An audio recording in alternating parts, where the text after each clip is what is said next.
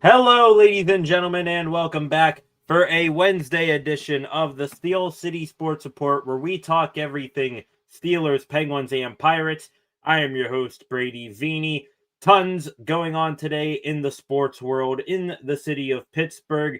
We got news to talk about all three teams today. The Pittsburgh Penguins, they have dropped their first training camp roster list. Some names to watch out for besides the obvious elder statesmen of the team. We will break down a little bit later on in the show. The Pittsburgh Pirates, we will also talk about as well. They just wrapped up their 3-game series with the Chicago Cubs this afternoon. But of course, we are going to start things off here in a matter of moments with the Pittsburgh Steelers. They are making a good bit of roster moves within the past 24 hours. They have brought in a linebacker. They signed one off the practice squad. Another player went to IR.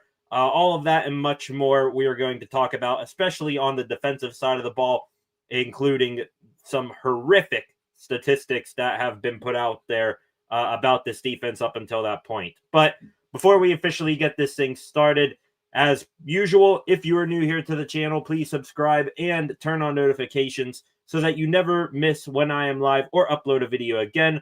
Also, I would appreciate it if you like this live stream, share this live stream, and leave a comment in the comments section. Any thoughts, questions, or opinions that you have, anything on your mind, put those in the comments section. I can pop those up on screen at a moment's notice, and we can interact that way. Also, feel free to go give the channel a follow on the following social media platforms at Steel City SR, and be sure to check on the channel later this evening for a new edition of SCSR 60. Like I said, ladies and gentlemen, we are going to start off as usual during football season talking about the Pittsburgh Steelers. Not much going right for them right now. Over the past 2 days or so, we've been breaking down what the Steelers did wrong in their game against Seattle, where they just looked ugly on all sides of the ball. And, what's the path forward for them? And it really looks gloomy, their future for this season, especially on the defensive side of the ball. That's where I want to start today. Some ugly statistics for that defense today that came out. The Steelers, for as historic and great as they themselves and head coach Mike Tomlin hyped them up to be in the preseason and in training camp, they have done pretty much the complete opposite. They are historic, but they could be on pace to be historically bad than they are good. The Steelers' defensive ranks entering this weekend's game against the New England Patriots, they are 29th. They're in the bottom third of the league when it comes to the following statistics: opponent points per game, yards allowed, yards per play, opponent time of possession,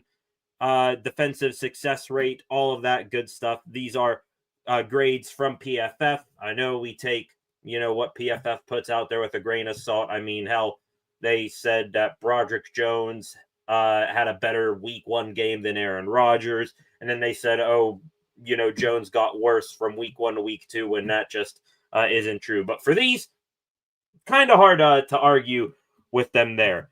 Steelers, 29th in the league in opponent points per game. That is 31.5. Absolutely horrendous stuff right there, giving up 32 in week 1, 31 in week 2. They're 29th in yards allowed, 394.5 yards allowed per game. So the defense almost giving up 400 yards a game. They nearly gave up 300 to Sam Darnold, which, credit to Sam Darnold. I mean, he really came from the bottom in his NFL career, starting with the Jets, going to Carolina, 2 hellhole franchises right there. So he's figured it out a little bit, but still, Sam Darnold, nowhere near like a top 15 quarterback in the league. Are you kidding me? And you give up 295 through the air to him, and you're almost giving up 400 yards at a clip per game here. That's absolutely insane. They're 29th in yards per play, 6.3.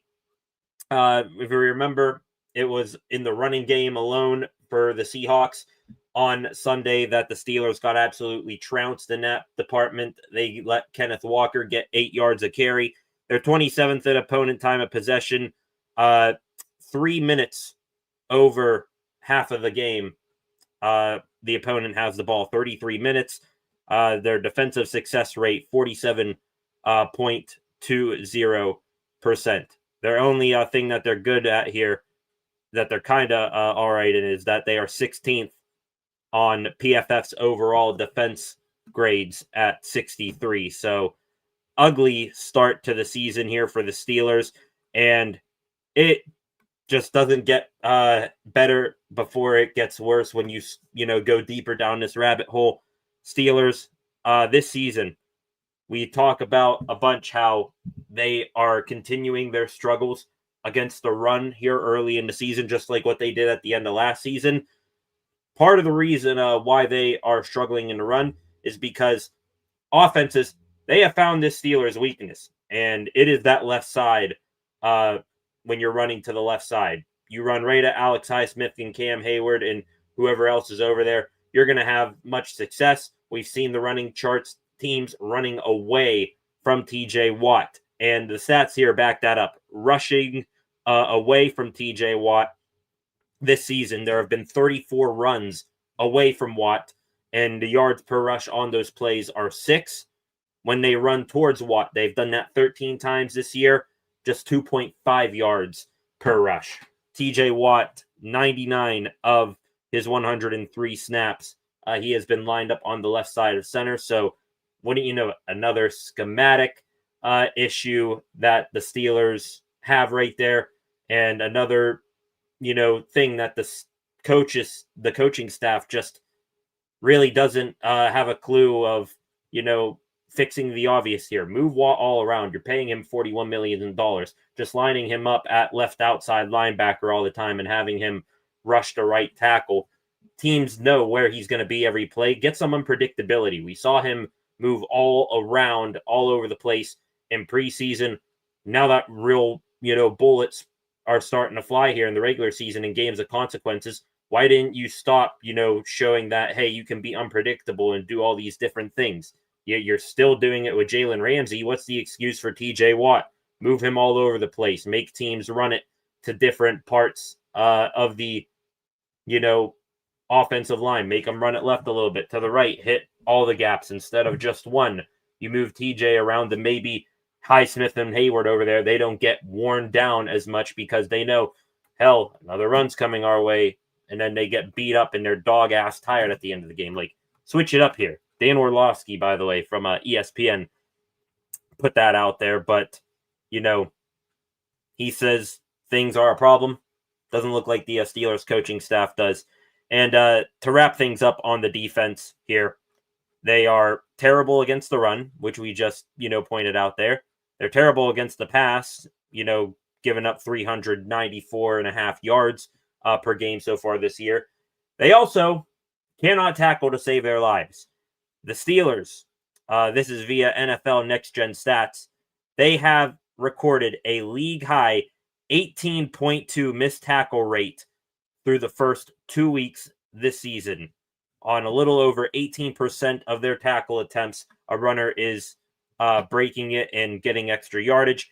They have allowed opposing ball carriers to force 28 missed tackles and record the third most yards after missed tackles in the NFL at 160.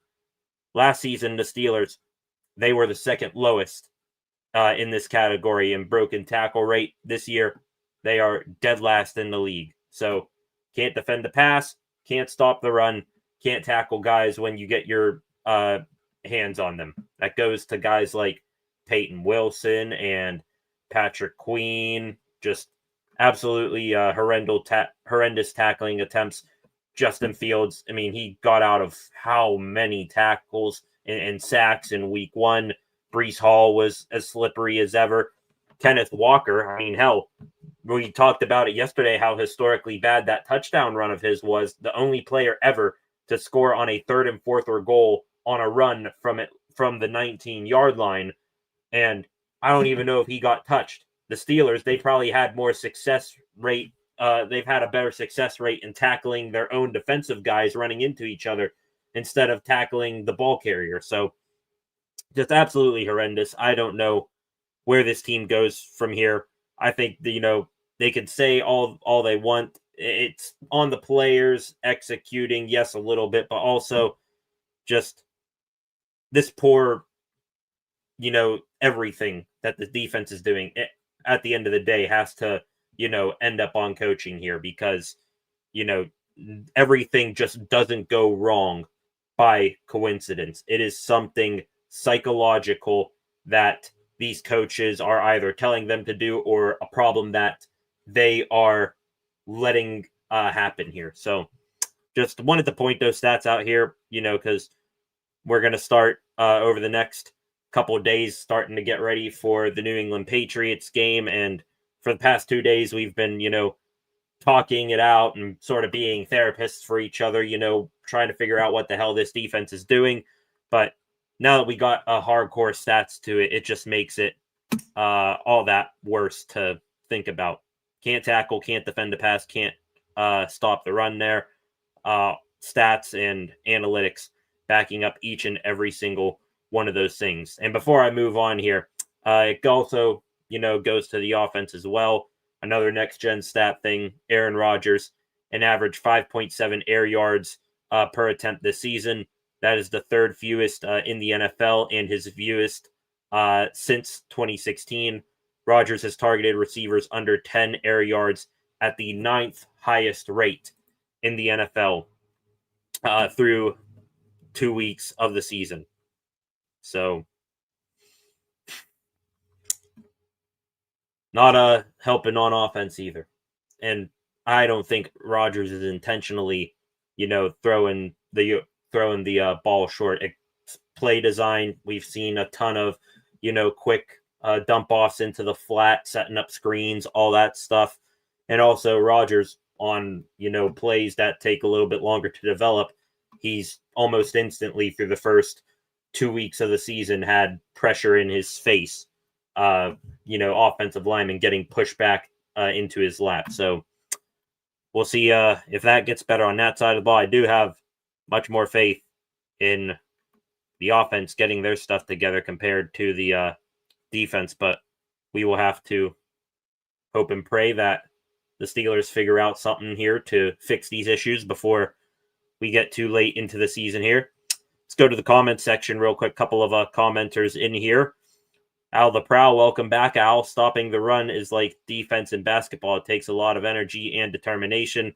Well, I think Mike Tomlin in his press conference yesterday said that the defense is getting worn down at the end of games, so the energy is not there. And when you don't have the energy, I don't know if they have the determination either. Tomlin said something along the lines of, our defense, we were banged up and also a little bit fatigued.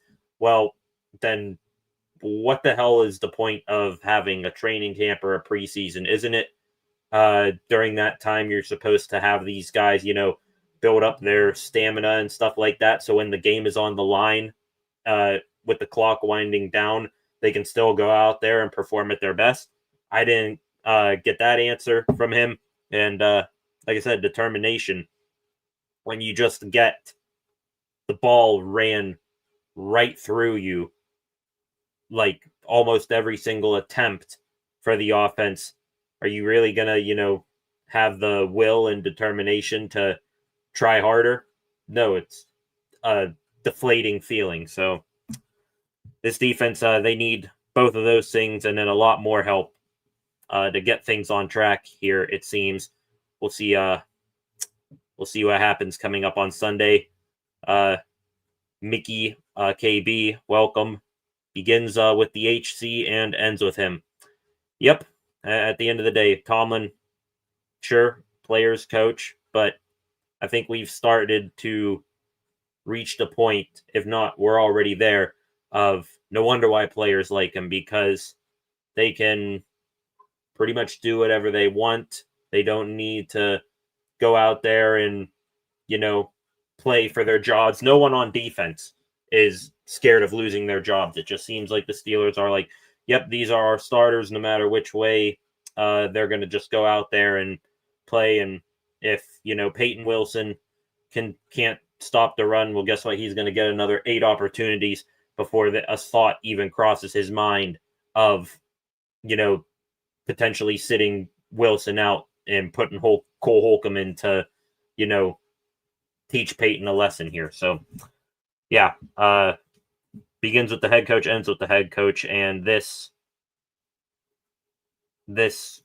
overselling but underwhelming defense for a good couple of years now. It's starting to take a toll on all of us, and I don't know if Tomlin realizes it. I doubt it is, but who knows? Maybe help is on the way here for the defense with a couple of roster moves, which is what we're going to talk about next here, ladies and gentlemen. The Steelers today, they made a bunch of roster moves and also had their first practice ahead of this Sunday's game in New England.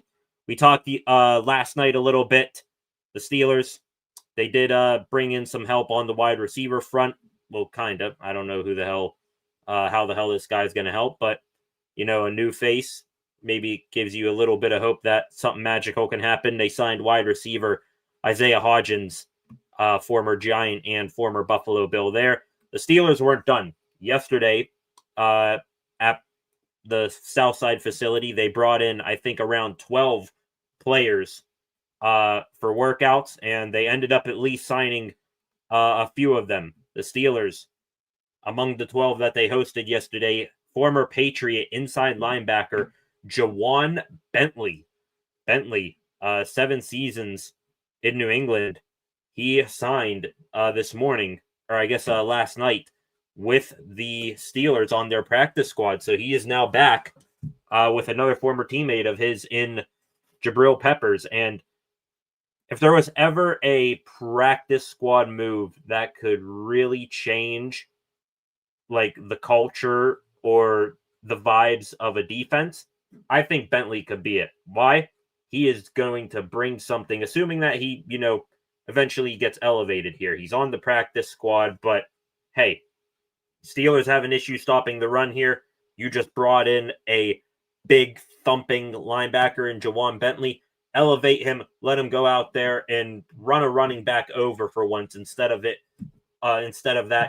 script being reversed here. So that's why I like Jawan Bentley. He is a hard-nosed, run through a brick wall type linebacker. Think 250 pounds. But more importantly, he is your Landon Roberts replacement. The Steelers in the offseason, when they let Landon Roberts go, he went out to Las Vegas. The Steelers instead signed Malik Harrison or something like that. I didn't really understand allowing Roberts go. Out of all the problems on defense, he sure as hell wasn't one of them. He would just go up there and, he put a team first mentality. Like, I'm going to go, even if it's at the detriment of my health. If I see Derrick Henry in that hole, well, guess what? I'm going to meet him in that hole. And I might go down, but I'm making sure that I'm bringing him down with me. That's what I loved about Landon Roberts. It sounds like to me, Jawan Bentley of that similar role. Has not been healthy. That's his only concern there. Had injury issues last year. However, in 2023, the last time he was fully healthy, over 100 tackles, 4.5 sacks, 5 tackles for loss, 12 QB hits.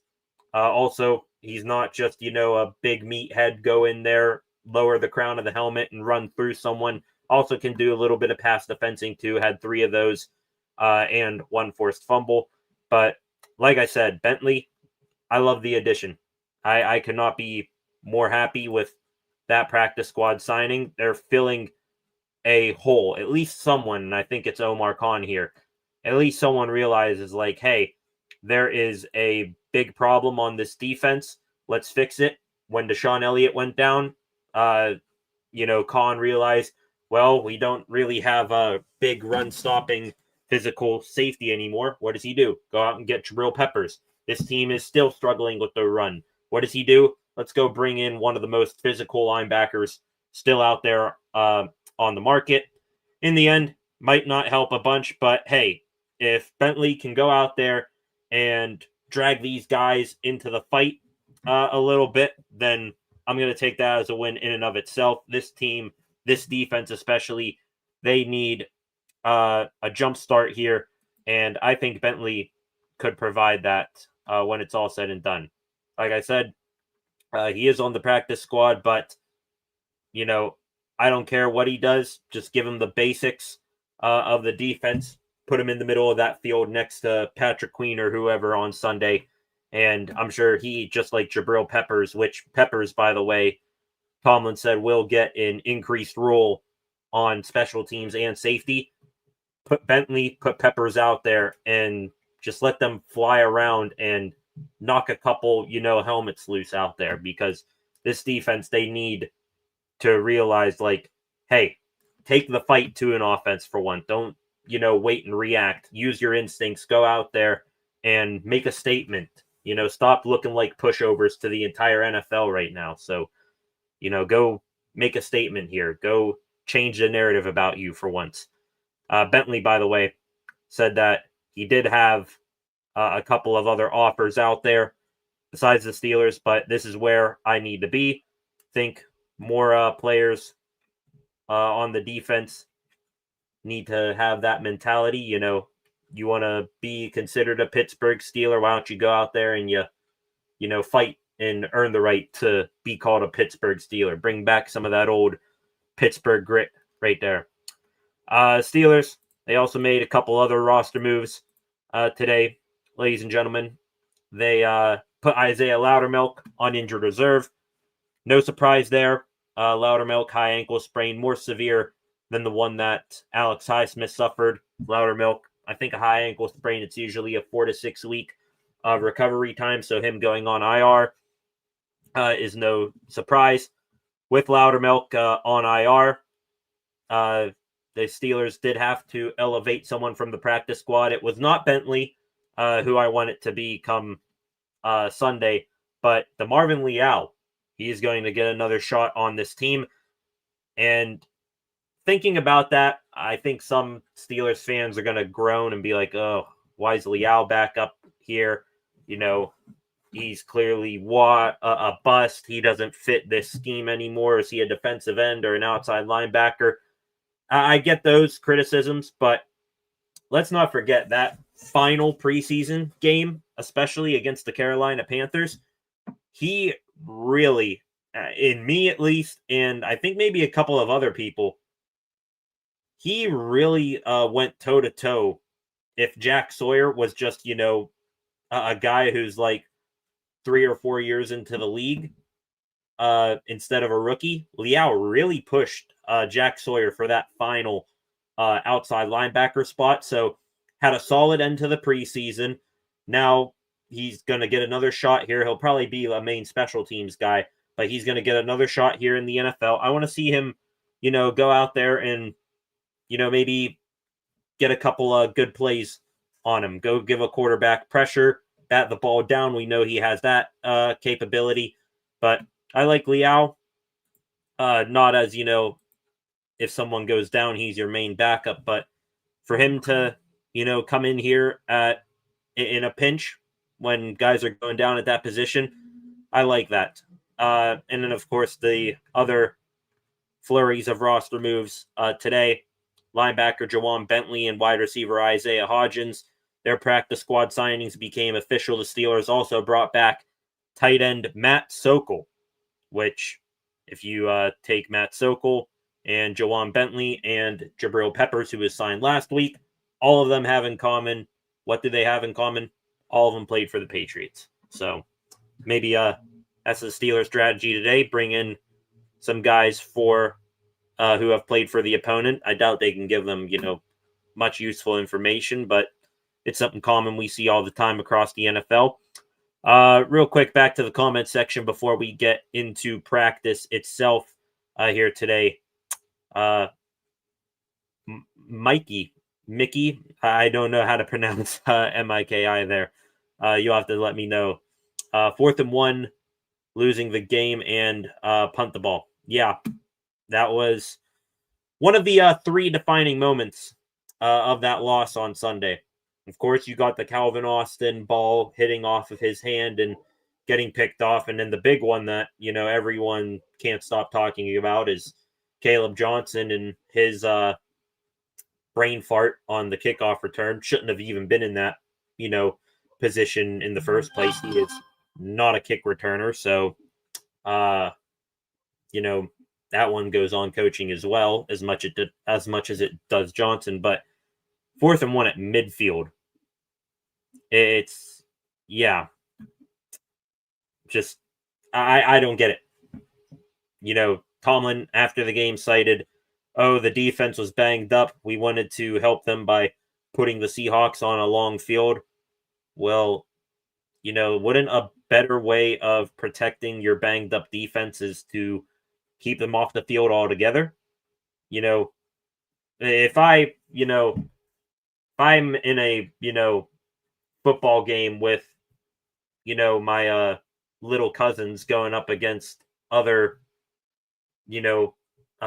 people my size, would I say, hey guys, we're going to play defense and I'm going to trust you to cover these guys that you're clearly outmatched against, but we are like this close away from scoring a touchdown and, potentially winning the ball game? What do you think I'm going to do? I'm going to try to win the game because I don't trust the guys filling in for them. That's what I hope, wish that, Tomlin would have had go through his mind there. But for some reason, even though he got his guy in Aaron Rodgers, he's still playing scared offensively and playing like it's football not even 10 years ago, probably more like 15 or 20 years ago, where, you can win defenses and you want to drag teams down, into the mud with you and, win a low scoring game, when that just rarely happens in the NFL anymore. So, yeah, that 4th and 1 from midfield play that he decided not to, go with, I don't get it. And I agree. Where we're all on the same wavelength here. Anyways, back to the Steelers and their practice today. We did hear from a couple of different players. The most notable, Derrick Harmon, rookie defensive tackle. He was asked how he feels heading into this week's slate of practices. He said, quote, "I'm ready to go. When my number's called, I'm ready to go." He also said, we're going to see, when asked if his practice availability ramps up this week. So Derrick Harmon, he sounds like a guy who is ready to get out there and get going, but we'll see how the coaches limited him. Tomlin said he is going to have a high standard for Harmon when he plays his first regular season game. But just because Harmon says that he's ready to go doesn't necessarily mean that we should trust him that he's ready to go here. This here from a video from Shelby Cassesi, reporter for the Steelers here. Harmon running around in practice today. Take a look at his leg. MCL sprain. That is some heavy bandaging and a very large brace on his knee there. And, if I'm the Steelers, as much as I want to see the first round pick, as much as I'm sure they do, and as much as all the fans do,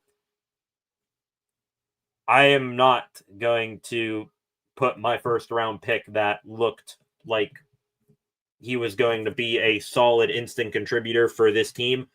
I'm not going to put him on the field unless he's 100% and risk another setback. So that brace does concern me, but hey, we'll see what happens with Harmon moving forward. He says he's ready to go, but we will see. On the official practice report today for Harmon, he was listed as limited, along with offensive guard Max Sharping, both of those guys dealing with knee injuries. Steelers had 5 did not practices today. Of course, Deshaun Elliott, Joey Porter Jr., they are still on the mends from their various injuries. Elliott with a knee, Porter with a hamstring. Alex Highsmith, of course, he did not practice.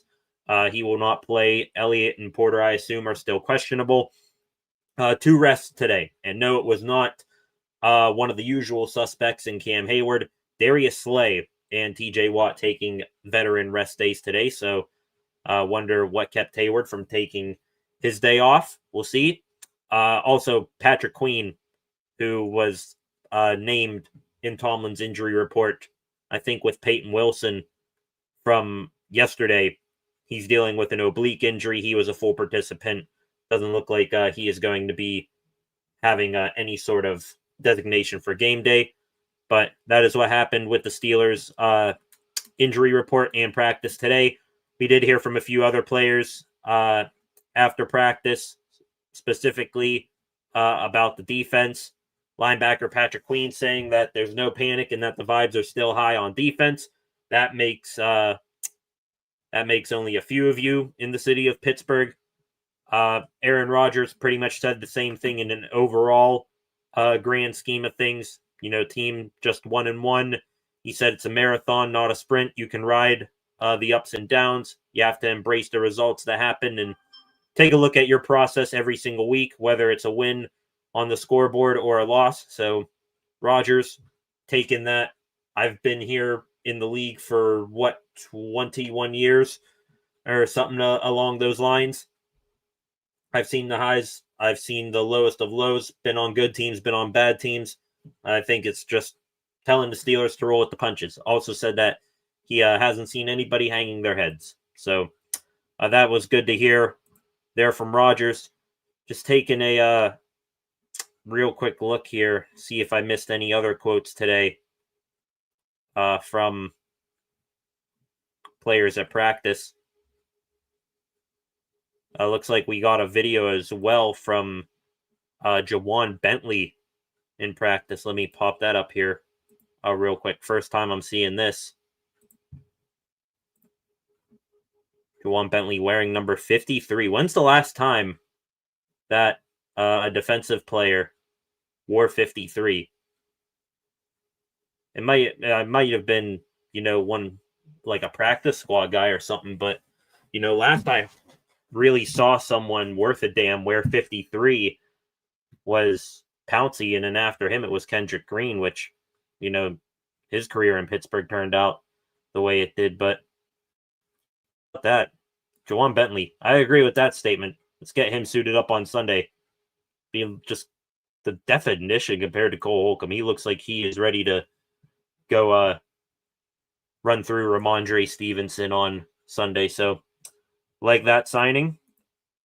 8 of you in here right now. Welcome to the live stream. If you're new here, please hit that subscribe button and turn on notifications so that you never miss when I am live again. Up to 545 subscribers here on the channel. I appreciate each and every one of you who have done so up to this point. Also, hit that like button. Share this live stream. Leave a comment in the comment section, just like Al and Mikey have done up until this point. Appreciate you all doing so. We are going to change gears here for a quick moment as we continue on with the Pittsburgh sports news here today.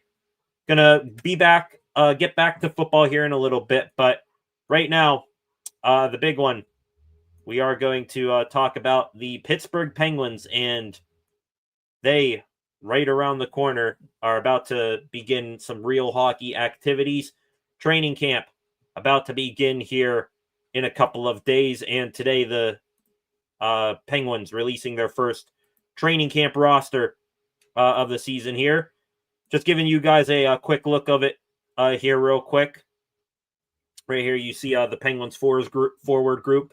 Going to go through it a little bit here, some names to watch on these on the roster here. Mainly it's going to be guys who, I think are going to be competing for spots on this team, not the absolute obvious guys who are going to make it. Starting here with the forward group, I think Philip Hollander, number 11 here. He's a guy to watch out for, a young guy who's been in the AHL for a little bit. I think also did some work overseas. Had, I think, a cup of coffee in the NHL at one point for the Pens, but hasn't really gotten a long-term shot. I think he could be a guy to watch here and might play a bunch in the preseason. Number 12 here, Robbie Fabry. He just added today on a professional tryout contract, a PTO. Fabry, former Stanley Cup champion with the St. Louis Blues. I believe he also had a year or two stop in Detroit with the Red Wings. So could be a guy like Anthony Mantha down here, number 39, of guys who have had injuries sort of derail their careers over the past couple of seasons, but, could be a fun reclamation project if you get them back to what they once were. They could be solid pieces of your team. So I like that addition of Robbie Fabry. Interested to see what he brings to the table here in the preseason. A couple of other smaller names here that were with the team last year. Boko Amama, of course, re-signed with the team in the offseason. Una Koppanen was up for a little bit last year. Justin Brazeau here, number 16. Big body, probably going to be a fourth-line guy. He was a free agent signee in the offseason. This is a guy here that I think could keep the team in the fight no matter how good or bad they are this year. This team already we're predicting to be, a pretty, not yet, because they still got some good players, not a lottery team yet, but a team that, shouldn't be anywhere near close to making the playoffs. Brazeau here, a guy who's going to protect your stars. We haven't seen that here in a while, and a guy who is going to bring some physicality, which is another thing we haven't seen on this Penguins team in a while. So like that there. Tommy Novak, number 18, he is a guy that I think has been pretty much forgotten. We brought him in, Tommy Novak, in a trade with the Nashville Predators at the trade deadline last year. Traded away Michael Bunting to get Novak. Got injured to end the season last year. And, when you've seen lineup projections for the Penguins heading into this year, he's a guy that I think a ton of people have forgotten about. Is forgetting about him necessary, or is it something that he's going to throw back in our face? I don't know. We'll see what happens with him. He is a big question mark. A couple of other guys here are going to try to move through these quickly. Brett Murray, another PTO guy. Sam Poulin has been really stuck in the AHL here after being a Pens first-round pick a couple of years ago, hoping that he, finally flips a switch here and finds a spot in the NHL.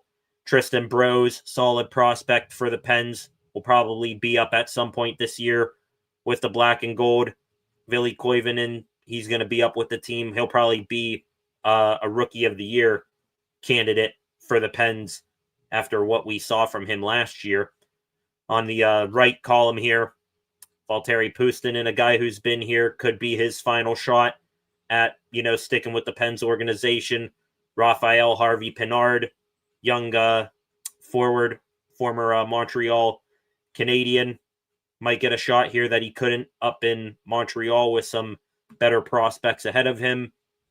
Trying to look at some other things here. Ben Kindle, 81, first-round pick this year. Excited to see what he brings to his first preseason and training camp with the Pens. Avery Hayes, solid prospect challenge performance up in Buffalo over the weekend.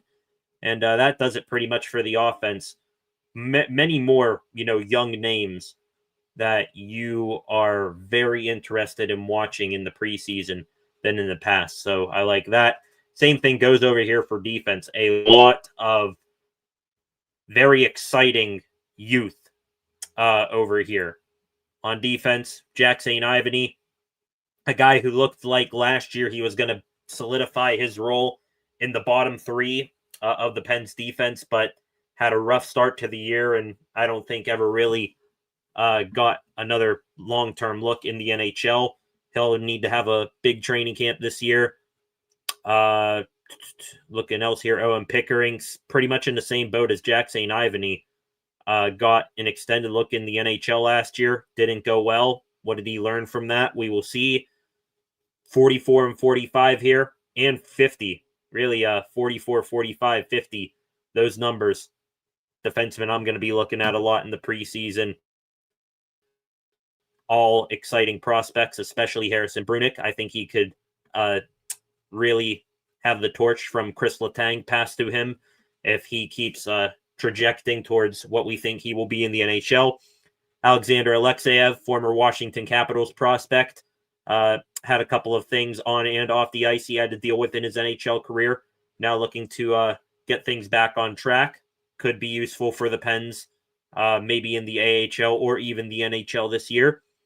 And then last couple of names here, Connor Clifton. I think a 28-year-old defenseman the Pens brought in. He is pretty much the Justin Brazeau of the defense here.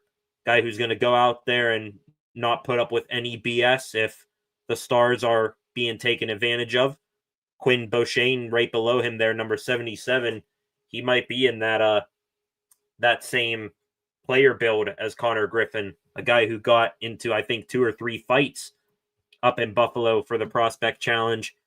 And then the last name I'm really going to keep tabs on here, young player and prospect-wise on the training camp roster, Emil Pianiemi, believe a second-round pick from the Pens a handful of years ago. It's right about now, I think, in his hockey career that you can start asking the question, all right, when is he going to maybe get a look in the NHL? I hope he kills it in the preseason. And then the goalies here.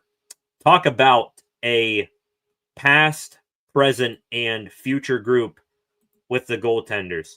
The past, and of course, the name that everyone is talking about. You see the comments over here to the right. Seeing this guy's name on this graphic makes you smile. Look, everyone, that's all the comments are. Excited to see number 29 back in between the pipes. Marc-Andre Fleury going to have his send-off in that preseason game at home against the Blue Jackets on the 27th. So he is the past portion of this goaltending group. Not going to be, any threat of a roster spot to any of these guys. He's just going to get his flower farewell. The present here, Tristan Jarry. Really, he's still the guy between the pipes. Alex Nedeljkovic, he has passed on to a new club in the San Jose Sharks. A couple of other goalies are gone as well. It's gonna be his net for now. Also, I think the Pens kind of would like that because he's going to be a tank master unless he somehow finds his all-star form. Arturs Shalov's here, number 37. Guy who you brought in from the Vancouver Canucks. He too, like Jarry, not an all-star caliber goaltender, but Shalov's like Jarry, really had a nice spurt where he looked like he could be something in the NHL at the goaltending position. I think was the tendy for the Vancouver Canucks in playoffs a handful of years ago. Since then, an AHL, NHL tweener. Maybe he gets a shot behind Jarry to begin the season before one of these two guys make way for him. Talking about two guys who have the potential to be the future goaltender of the Pens for the next 5+ years. Yoel Blomqvist, Sergei Murashov.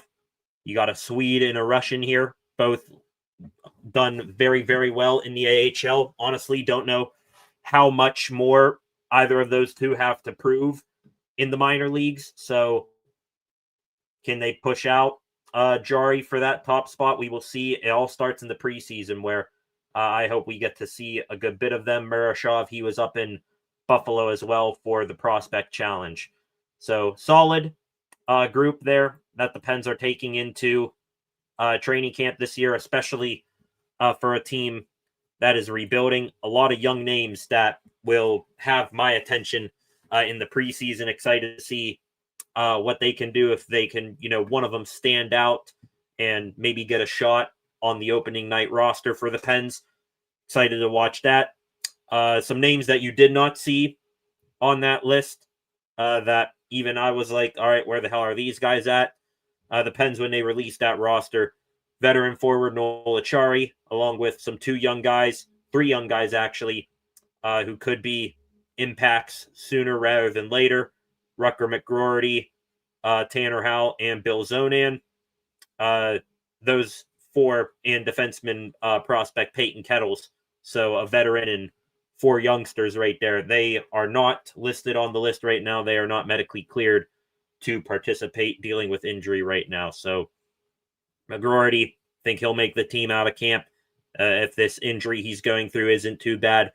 Tanner Howell was really high on him when the Pens drafted him 2 years ago. Bill Zonan, excellent power forward type player that the Pens drafted this year. And then defenseman Peyton Kettles, I think it's going to be a little bit for him to reach the NHL, but hopefully their injuries heal quickly and that we can see them at some time in the preseason. 9 of you in here right now, welcome to the channel. Gonna real quick before we get into the extra Pittsburgh sports news of the program here. Going to take a quick stroll here through Twitter, see if we have any new news popping off for today since we have gone live.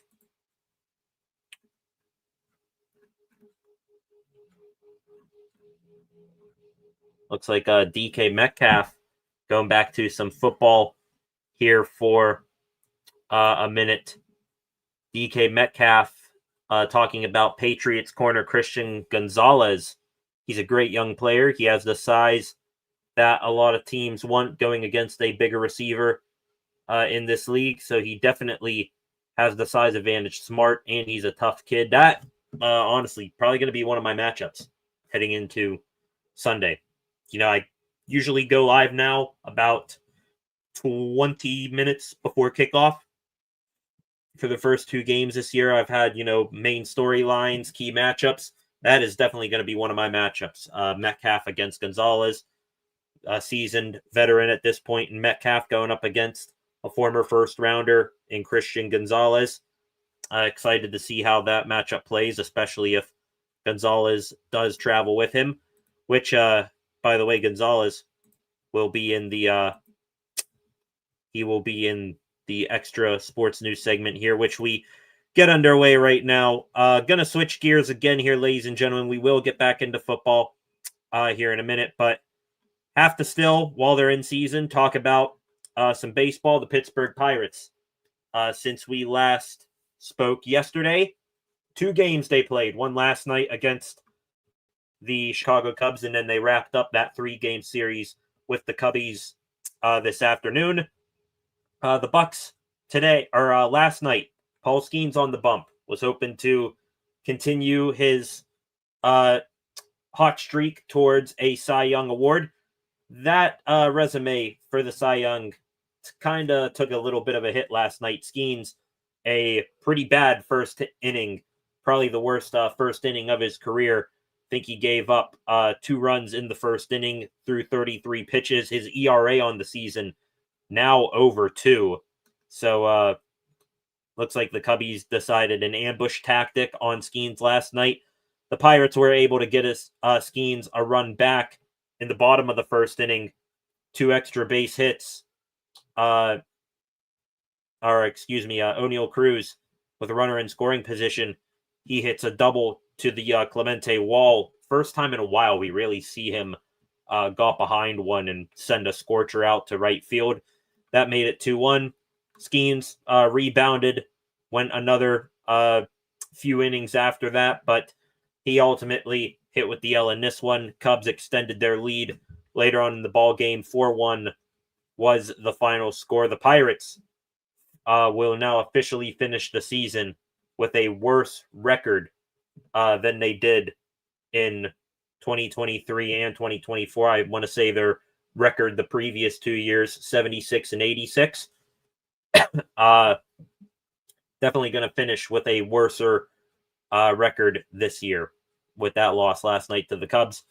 Moving on to today, at least we had something of note to watch in today's ball game, and that was the big league debut of Rafael Flores. If this name is unfamiliar to you, that he is the prospect that headlined the package the Pirates got at the trade deadline for closer David Bednar. So Flores, after 36 games in AAA with the Indianapolis Indians, where he hit 6 home runs and 28 RBIs, made his MLB debut today, batting 8th. Johan Oviedo on the bump for the Bucks this afternoon, and it was not a fun first inning for him.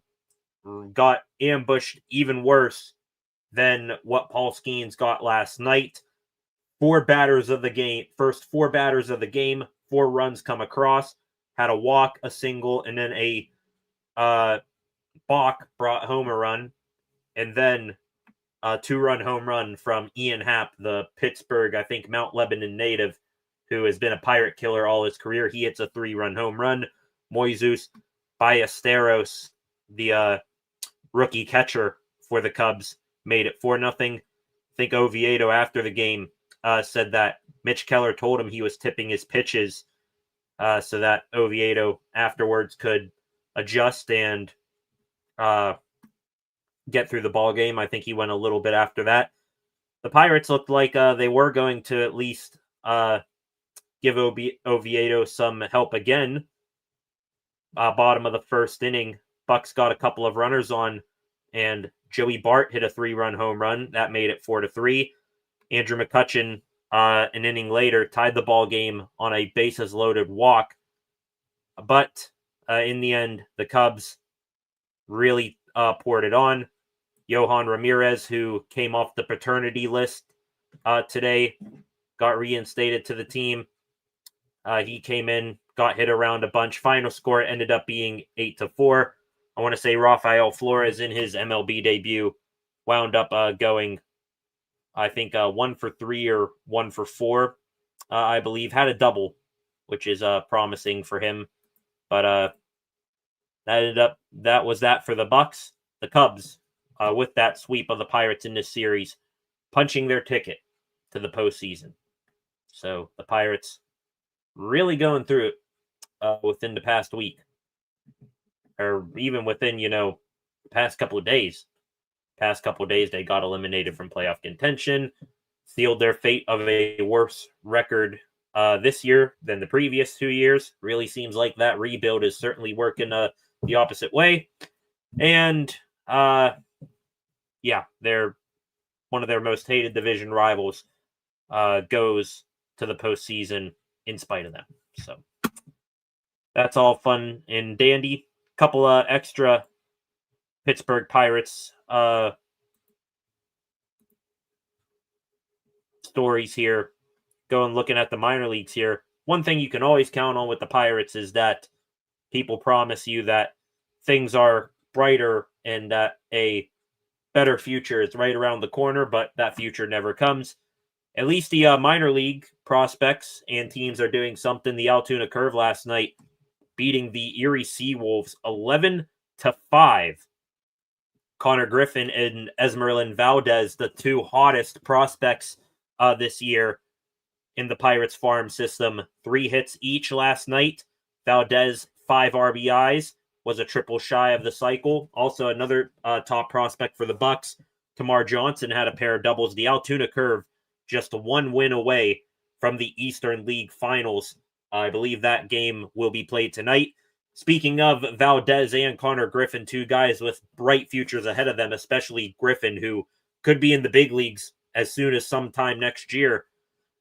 Those 2, along with, I believe, Callan Moss, named South Atlantic League postseason All-Stars. So congratulations to them. Also, Valdez and Griffin also taking home some individual hardware.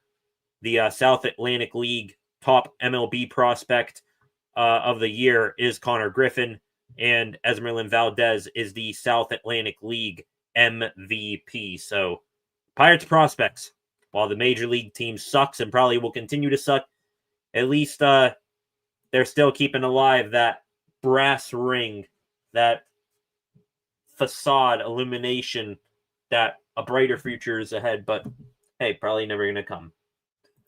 Just hope that they don't ruin them like they've done so many prospects in the past.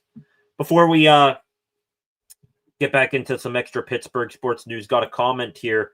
Truth Thong, welcome back, Truth. Metcalf is strong, but has many negatives like he's not elusive, not quick, drops a lot of passes. Yeah, well, at least he's really good at that one thing, being big and strong, which I think has done him quite well.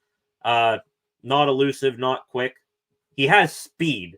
We're not denying that Metcalf has speed here, but yes, the quick burst, I don't think he has either.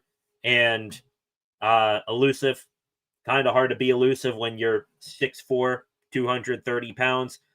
Dropping a lot of passes, I think that comes, with more wide receivers than what we realize. But hey, when you got the size and you got the go up and catch it ability, that good is going to outweigh the negatives of, drop passes here and there. Al on the prowl as well in the comments section. We also need a fullback. Not going to deny that. I think it's evident that some of the best teams in the NFL right now, they have solid fullbacks. We've, of course, in our own division, Patrick Ricard with the Ravens. Go to Buffalo and the Bills. I think they got Reggie Gilliam there. There's another team, I think. San Francisco 49ers, Kyle Juszczyk. So some of the best teams do have fullbacks. But here in Pittsburgh, are we really going to utilize one that well? I don't think a fullback is going to be all that useful in this Arthur Smith system right now.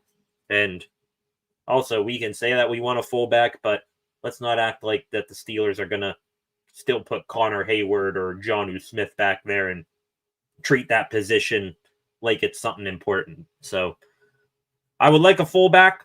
It's been hard to find one since Rosie Nix, honestly. I tip my hat a little bit to Derek Watt, but Rosie Nix, he was really the last good fullback for the Steelers, and that position has been faded out, but hey, still some of the best teams have them. Could use one, but are the Steelers going to commit a roster space to one? I doubt it. They'd have to do a whole hell of a lot more than just be a fullback. Back into the extra Pittsburgh sports news here for a second. Before we get back into the football news here, we do have one extra hockey news here for the day, and that is today, Team USA for the Olympics. They revealed their staff and coaches for the Olympics coming up here in 2026. I could not be more excited for the Olympics. I really think hockey popularity among common folk really got a nice shot in the arm when the Four Nations face-off happened earlier this year. So excited for the Olympics today. Team USA announcing their coaching and medical staff. So a lot of names tied to Pittsburgh here. Of course, head coach is former Penguins head coach, now head coach for the New York Rangers, Mike Sullivan. Former Penguins assistant. He is following Sully to Team USA as well. He is an assistant there. Former Pens player, Billy Guerin, general manager of the Minnesota Wild now. He is the GM for Team USA, and one person on Team USA staff who is still with the Penguins, video coach Madison Nickel.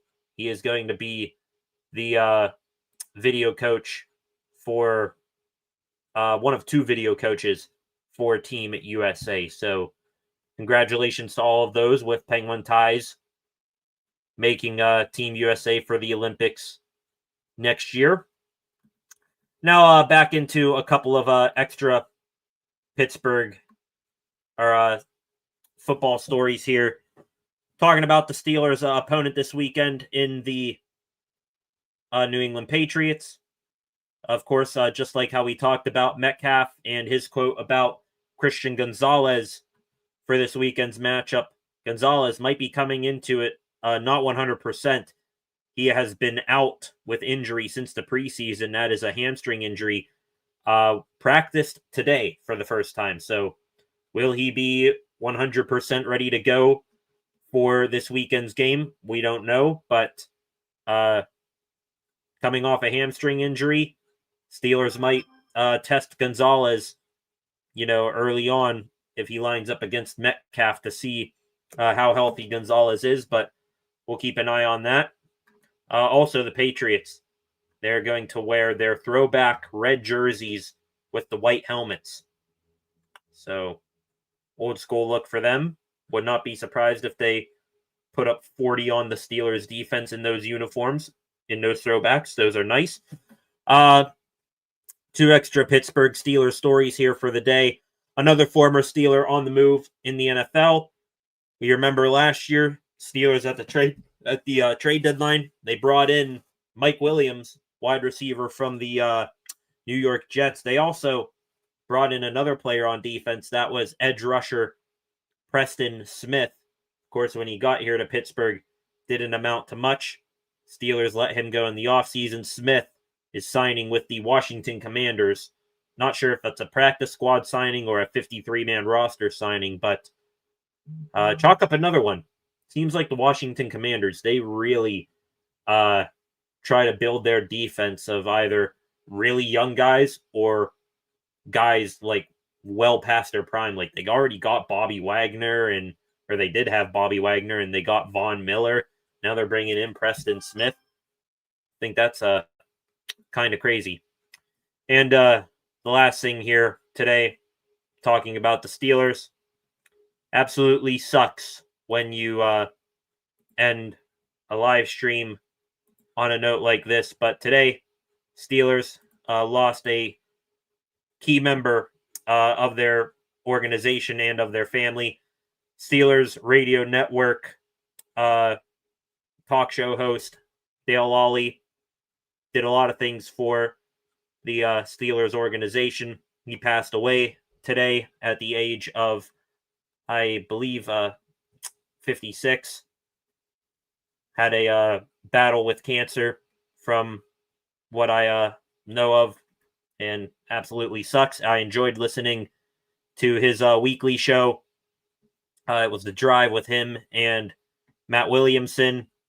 He was always a guy where he and Williamson, I got a lot of information from during the off season when these guys would travel to Indianapolis to cover the draft and the combine there. These guys would also, do a lot of other things, break down what happens at training camp at times for the Steelers at St. Vincent, and Lawley will be missed. Absolutely sucks ending stuff like that. So rest in peace to Dale Lawley. Condolences to his friends and family, many of whom are fellow reporters and things like that for the Steelers. So rest in peace to him. Going to take one last scroll here through Twitter before logging off for this evening. See if we have any more pieces of news.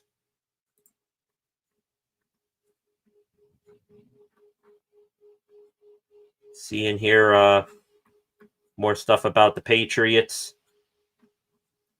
and Christian Gonzalez getting ready to make his debut. His season debut. Boy, not seeing much here. Let's go to this tab here. That might help.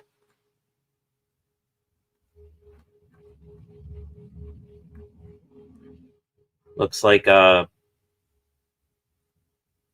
Washington Commanders, they just got approved of building a new stadium.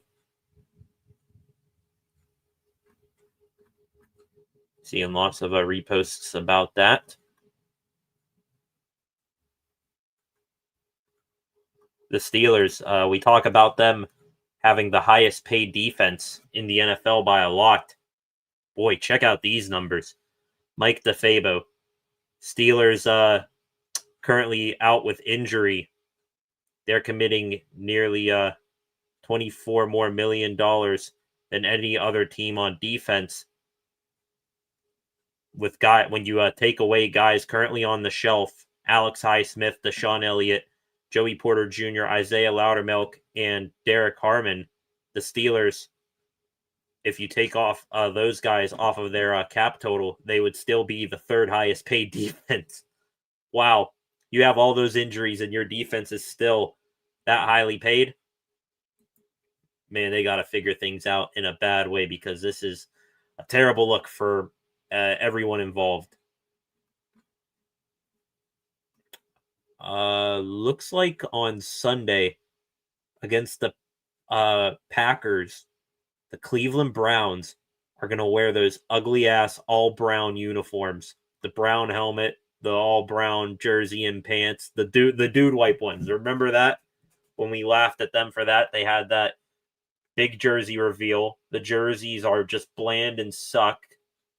And the dude who was like videotaping the reveal on that float, I think on a the dude revealing it on the float fell into the water. Jeez. Wow. That's going to be an ugly sight. But hey, they've named the Browns for a reason. I think that's going to do it here tonight, ladies and gentlemen. Covered a good bit today. We'll do so again tomorrow. And then Friday, we will get ready for Sunday's matchup against the New England Patriots. Dare I say, a make or break game for this season. And we are just 2 weeks in. So we'll discuss anything else that happens between now and then. And we'll be back here tomorrow to cover it some more. For one final time, ladies and gentlemen, would appreciate it if you hit that subscribe button, turn on notifications. Every subscription helps. I appreciate it very, very much. We are growing the channel at a faster rate at this point. Now we are up to 456 subscribers. So I appreciate that new subscriber who hit that button. I appreciate it. I cannot see who you are, but you know who you are. I thank you very, very much. Also, hit the like button, share this live stream, and leave a comment after the fact. I always see those as well. Go give the channel a follow at Steel City SR on Facebook, Instagram, and X, and tune back in later tonight for SCSR 60. Thank you all. Have a good rest of your Wednesday night. Back here tomorrow, same time. Peace.